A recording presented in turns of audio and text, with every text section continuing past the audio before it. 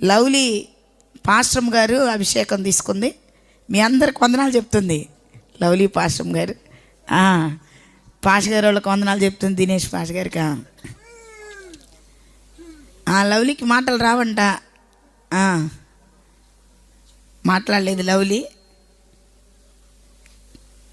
చిన్న సాక్ష్యం చెప్పిద్దంట లవ్లీ సాక్ష్యం.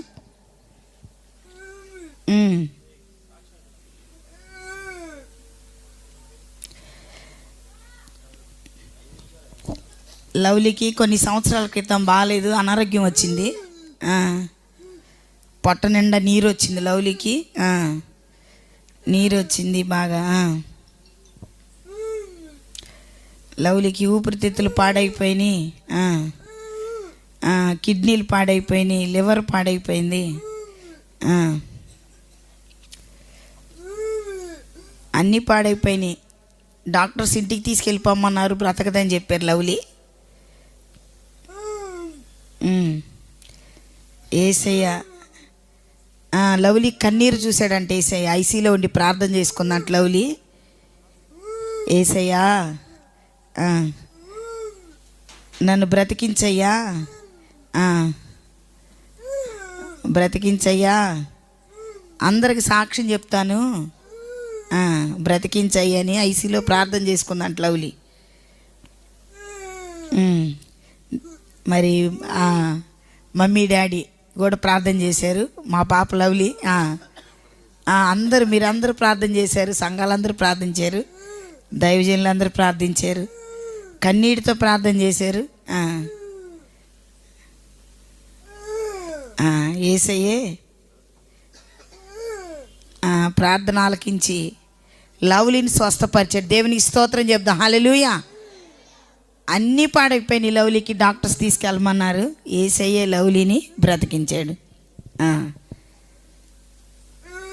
సువార్తకి వెళ్తుంది ఇప్పుడు.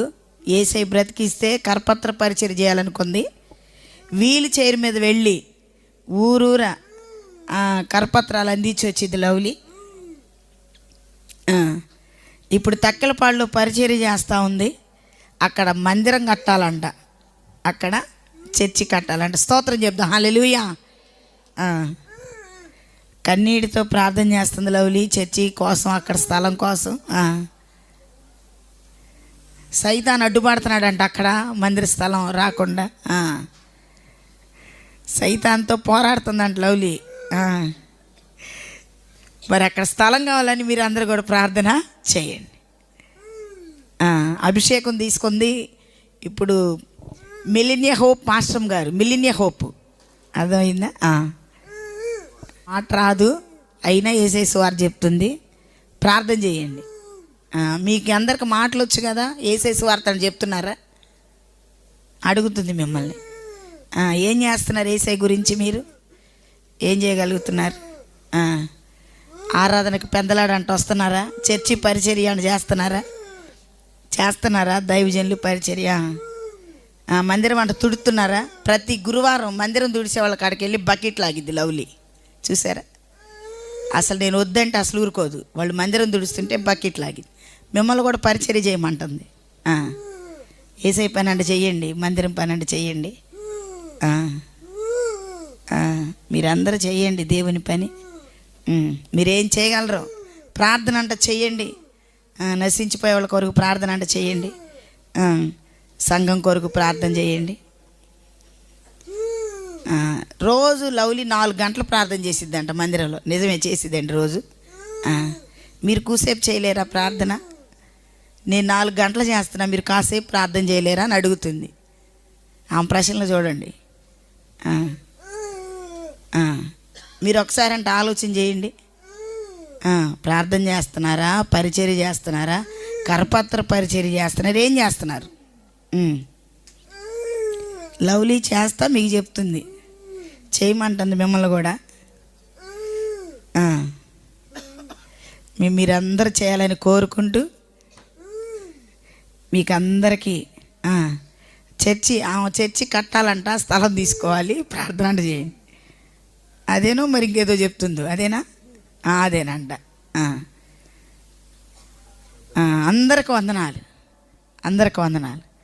ఒకసారి 2 చేతులు ఎత్తి స్తోత్రం చెప్దాం. గట్టిగా చెప్పండి హల్లెలూయా. చూసారా, లవ్లీ నడవలేదు, మాట్లాడలేదు, కానీ ఆమె ఆశ చూడండి. మరి ఒక టీముని తీసుకొని వెళ్ళి కరపత్రాలు పంచి వచ్చింది.